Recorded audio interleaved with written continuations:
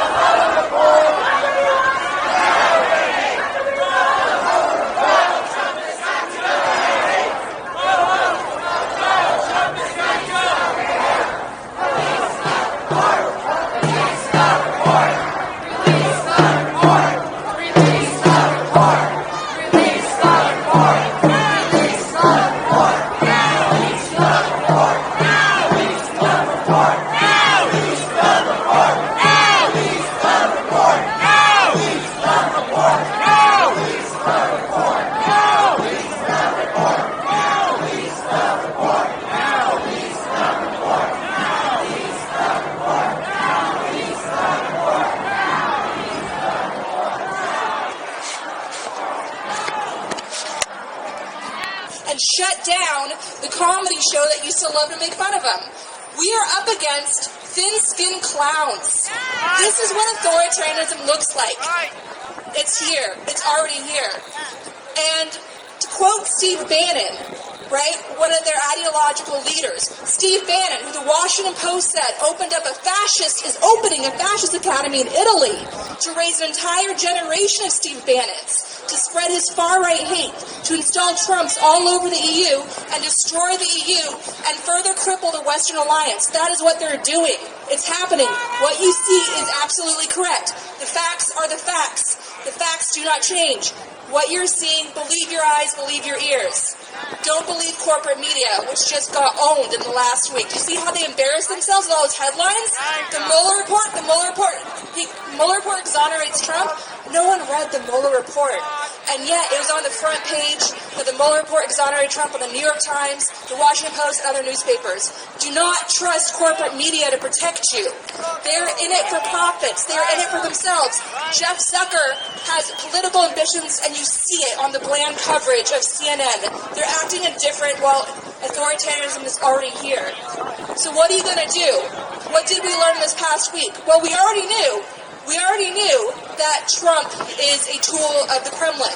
We've already seen it. We saw the Helsinki video. I don't have to restate all the facts. It's all in the public domain. We don't need Mueller's report, but just the fact they won't give us Mueller's report is a sign that authoritarianism is already here. Adam Schiff, who has security clearance, who has the right to see that report in full, the fact they won't give it to him, that's a serious norm that's been broken. Authoritarianism is already here. And so everything that has been reported for decades about this family, this hugely corrupt family, we don't need the Mueller report to know that the Trump family is a Russian mafia asset.